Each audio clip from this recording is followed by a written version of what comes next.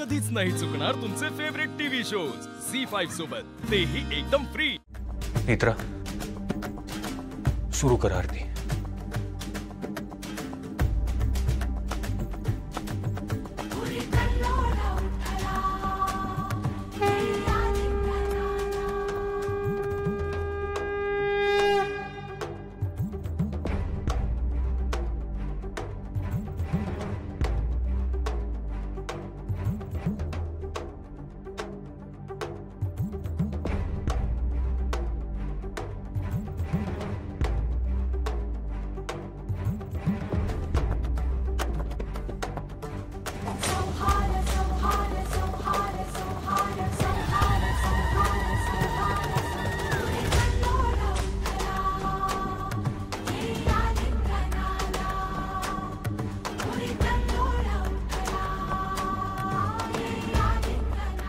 देवी आईचा उदो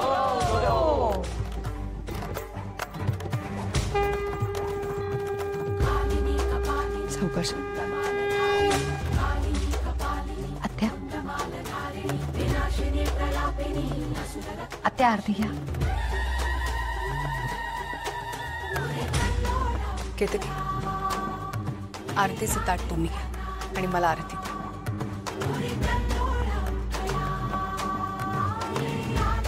हो।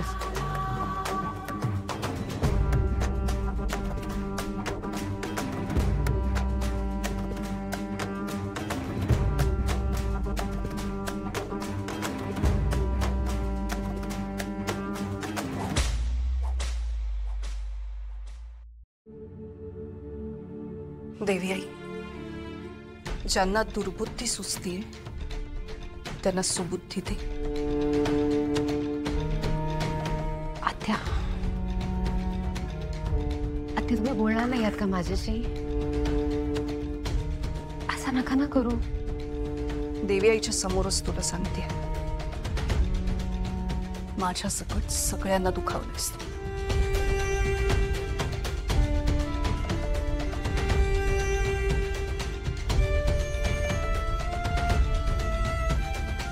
7 वर्ष ज्या बाईमुळे मी कोमात होते तिला तू माफ केलंस। आजपर्यंत आपण देवी आईने दिलेलं प्रत्येक कार्य पूर्ण केलं, पण त्या मैथिलीला ह्या घरात आणून तू देवी आईच्या आज्ञेची अवहेलना केलीस। विरोचकाचा वध केल्यानंतर तुला वाटलं असेल की तुझं कार्य संपलं, असं नाही संपलंय। त्या शतग्रीवचा वध कदाचित माझ्याच हातून निघालेला असेल।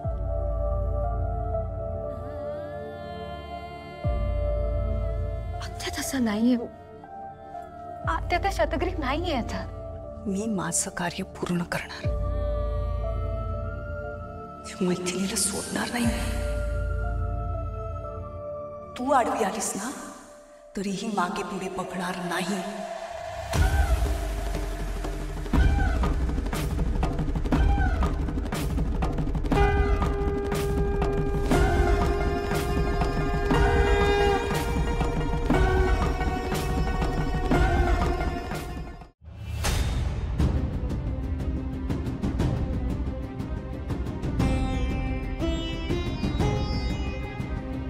खरं तर देवासमोर असं बोलू नये, पण एखाद्याने किती हट्टी असावं ना याला सुद्धा मर्यादा असते। जाऊ द्या ना काकूबा, आता फक्त 9 दिवस। 9 दिवसानंतर ती इथे नसणार। 9 दिवस काय, 9 सेकंद सुद्धा ती बाई या घरात नको। तेजस ऐक प्लीज, आता देवघरात देवासमोर नको हे सगळं। अद्वैत ऐक ना, तू ना खूप छान उपदेश करतोस माहितीये का, पण ते ना तुझ्या बायकोला करच नाही। ते उपदेश आधी केले असते ना तर ही वेळच आली नसती या घरात। बस, शब्दाने शब्द वाढतो।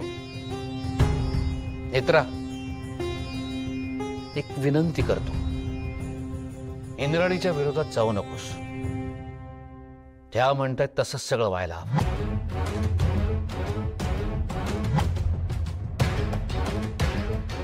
मी सांगितलं होतं, नाही ऐकलंस। तू कधीच ऐकत नाहीस।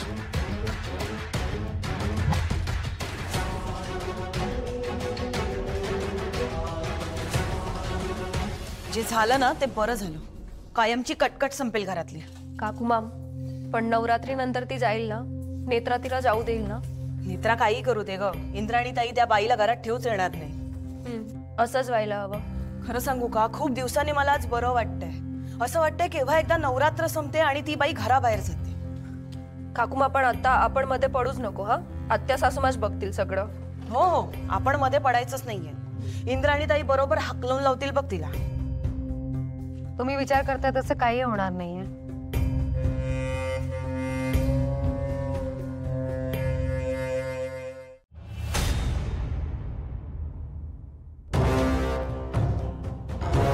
का केलं तुम्ही असं? काय मिळालं तुम्हाला? तेच जे तुला त्या बाईला घरात ठेवून मिळालं ते समाधान. काकू, आज सणावाराला जे काही घडलंय आपल्या घरात, नाही घडलं नाहीये, तुम्ही घडवलंय. तुम्हाला योग्य वाटतं ते? हो, आम्ही जे काही केलं ना ते अगदी योग्य केलं. आणि नेत्रा, एक गोष्ट लक्षात ठेव, आता प्रत्येक गोष्ट तुझ्या मनासारखी नाही होणार. आम्ही तुझ्या हातावर नाचणारी कठपुतली नाहीये की तुझे नचावे नाचिया करिये. काय बोलताय तुम्ही? एवढा कसला राग आलाय तुम्हाला? गेली 7 वर्ष मैथिली मावशी इथे राहतात. त्यांनी कधी कोणाचं काही वाईट केलं नाही, कोणाला त्रास दिला नाहीये. मग एवढा का राग येतो तुम्हाला त्यांचा? 1000 वेळा सांगून झालंय नेत्रा, आता हा विषय नकोय. का विषय नको? नेत्रा, आता तू काहीही कर, काहीही बोल, मैथिली सेनगुप्ता या घरात आता नको. मैथिली मावशी कुठेही जाणार नाही. मी त्यांना कुठेही जाऊ देणार नाही. त्या आता आपल्या कुटुंबाचा भाग आहेत आणि आपल्याला त्यांना स्वीकारावंच लागेल. आमच्या कुटुंबाचा भाग कोण आहे ते आम्हाला ठरवू दे ना नेत्रा. अरे आम्ही पण माणसं आहोत, आम्हालाही भावना आहेत. या घरात प्रत्येक गोष्ट तू म्हणशील तशी नाही होणार का? भाऊजी, तुम्ही तरी समजून घ्या. गेली 7 वर्ष तू आम्हाला समजून घेतलंस. काय बोलताय तुम्ही? नेत्रा, बस झाला ना आता, बस ना. तुलाही माहिती आहे मी जे बोलतोय ते बरोबर बोलतोय. मला खरंच कळत नाही. तुम्हाला सगळ्यांना कसं कळत नाहीये? त्या एकट्या आहेत, त्यांचं या जगात कोणीही नाहीये. नेत्रा, त्यांना जगू दे, मरू दे, सुसाईड करू दे, आम्हाला काहीही फरक पडत नाहीये. फाल्गुनीताई, तुम्हाला तरी कळतंय का तुम्ही काय बोलताय? हो, थोडी माणुसकी शिल्लक नाही राहिली का तुमच्यात? एका एकट्या स्त्रीला माणुसकीच्या गोष्टी नेत्रा तू नको करूस प्लीज. तुझ्यात आहे माणुसकी? हे जर ती असती ना तर आज तू या घरातल्या माणसांचा विचार केला असता. पण नाही, तुला फक्त तुझा स्वार्थ दिसतो, त्या पलीकडे दुसरा काही दिसत नाही. आणि राहिला प्रश्न फाल्गुनीचा, तर ती बोलणार, तिला जे हवं ते बोलणार, कारण तुझ्यापेक्षा जास्त हक्क आहे तिचा या घरावर, कळलं? कारण ती या घरात एक सून म्हणून आली होती, पण तू खोटी नर्स म्हणून आली होतीस, एक मोलकरीण म्हणून आली होतीस. नेता तू या घरात. तेजस,